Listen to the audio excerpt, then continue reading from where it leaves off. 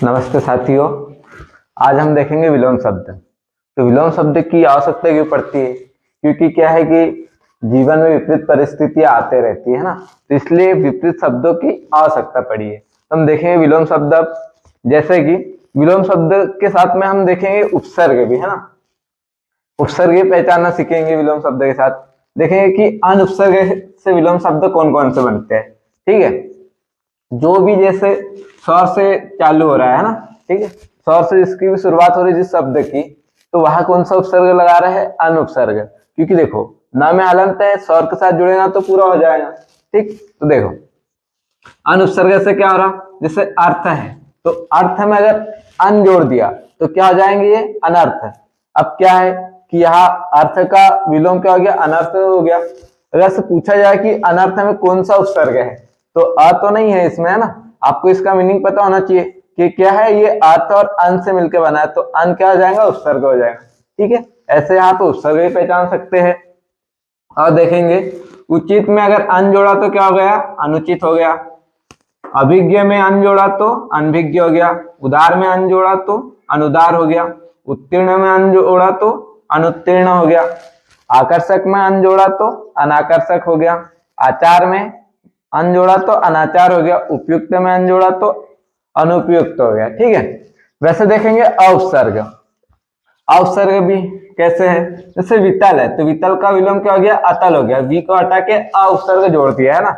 देखो मेन शब्द क्या है इसमें? तल है ना, तो ये वितल कर दिया और ये अतल कर दिया। ठीक है, गे और उसका विलोम अज्ञेय।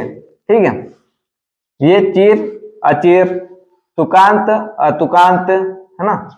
ये दे और अदे, धीर अधीर, मानवीय अमानवीय, युक्त अयुक्त, शेष अशेष। ठीक है, इसमें अगर पूछा जाए कि कौन से उपसर्ग है तो अउपसर्ग है।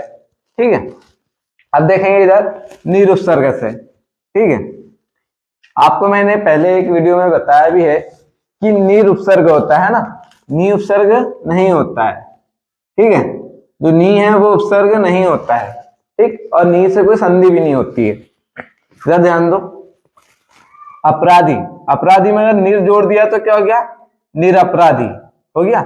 आधार निराधार, क्योंकि देखो ये जो र है वो किसके साथ जुड़ गया? यहाँ अ से जुड़ के पूरा हो गया, यहाँ पे आ से जुड़ के पूरा हो गया। ठीक है, आदर निरादर, आशा निराशा, आमिष निरामिष, आगमन निर्गमन। ठीक है, रोगी निरोग, सरस निरस, लोभी निर्लोभ। देखो क्या होता है कि बहुत से लोग क्या करते हैं, जो निरोग है ना, तो इसकी संधि क्या कर देते हैं? नियधन रोग कर देते हैं ना, जो कि गलत है, क्योंकि निय कोई उपसर्ग ही नहीं है। उपसर्ग क्या है? नीर है। तो देखो यहाँ कौन सी संधि हुई है? ये बना है नीर प्लस योग से, रोग से, है ना। ठीक है, नीर प्लस रोग से। तो यहाँ क्या हुआ? देखो ये जो र है ये इस अरे आ भी रहा है, तो दोनों र में क्या होता है? एक र का लोप हो जाता है, और इस र का लोप होने के कारण ये जो र का उच्चारण है किस में चला जाता है? ई में, है ना। छोटी ई में, तो किस में बदल गई? बड़ी ई में। ठीक है, और यहाँ र का लोप हो गया, तो यहाँ क्या है? व्यंजन संधि है, ना कि विसर्ग संधि। ठीक है, इस प्रकार से देखे ये। और आगे देखते हैं विलोम शब्द।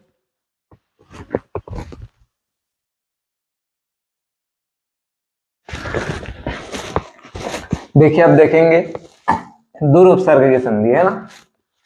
मतलब कि जो दूर है उससे बनने वाले विलोम शब्द। तो विलोम शब्द तो पढ़ ही रहे, उसके साथ में उपसर्ग भी पढ़ रहे हैं। ठीक है, तो जैसे सुलभ का क्या बन जाएगा? दुर्लभ, है ना। सुयोग का विलोम क्या हो जाएगा? दुर्योग। सुगम का क्या हो जाएगा? दुर्गम। सदुपयोग का क्या हो जाएगा? दुरुपयोग। बलवान का क्या हो जाएगा? दुर्बल। आग्रह का हो जाएगा दुराग्रह। और महात्मा का हो जाएगा दुरात्मा। ठीक है, यहाँ देखो जैसे कि नीह कोई उपसर्ग नहीं होता, वैसे ही दूह भी कोई उपसर्ग नहीं होता है ना। ठीक है, दूह भी कोई उपसर्ग नहीं होता है, क्योंकि देखो बहुत से लोग क्या करते हैं कि जो दुर्गम है ना उसकी क्या कर देते हैं? संधि दूह धन गम, है ना। तो यहाँ तो कोई संधि है ही नहीं, क्योंकि ये क्या है? दूर उपसर्ग है, और दूर जो उपसर्ग है तो वो किस में? गम में, है ना। जब दोनों आपस में मिल गए तो दूर तो जैसा का वैसा है, र कहाँ चला गया, ग पे, अरे माँ, है ना। तो देखो यहाँ पे संधि हुई है, कोई संधि नहीं है, यहाँ पे सहयोग है, ठीक है। तो इसमें कोई संधि है क्या, नहीं है, ठीक। तो आपको ये याद रखना कि नी भी कोई उपसर्ग नहीं होता है, दो भी कोई उपसर्ग नहीं होता है, ठीक है। अब इधर देखो वि उपसर्ग, तो संपन्न है तो उसका क्या बन जाएगा, विलोम विपन्न। आकीर्ण का विलोम विकीर्ण, आकर्षण का विलोम विकर्षण, है ना। सफल का विफल, योग का वियोग, संग्रह का विग्रह, संगठन का विघटन, सद्वा का विधवा, है ना। कि धरवा किसको कहते हैं, पति को, है ना, ठीक। धरवा मतलब होता है पति। अब देखेंगे दुष् उपसर्ग, सुकर है तो उसका क्या, दुष्कर। अब याला सा है यहाँ पे, है ना। अगर पूछा जाए कि इसमें कौन सा उपसर्ग है तो ये है ना, दुष्। यहाँ क्या हुआ है कि संधि के कारण ये सब किसमें बदल गया है, याला सा इसमें बदल गया, ठीक। ये सुकर्म में क्या है, दुष्कर्म। सुप्राय में क्या है, दुष्प्राय। साहस का क्या है विलोम, दुस्साहस। सहनी का विलोम क्या है, दुस्सह। और सुपाच्य का दुष्पाच्य। आपको देखो ये सब अगर जहां भी दिख रहा है, इसका मतलब क्या है कि ये वाला उपसर्ग है ना, ना कि ये आप ऐसा नहीं कर देना कि ये दुष् उपसर्ग है, ठीक है। दुष् कोई उपसर्ग नहीं होता है ये, ठीक। याले स के साथ में उपसर्ग होता है, ठीक। तो इस प्रकार से हमने उपसर्ग और विलोम शब्द समझ लिए। धन्यवाद।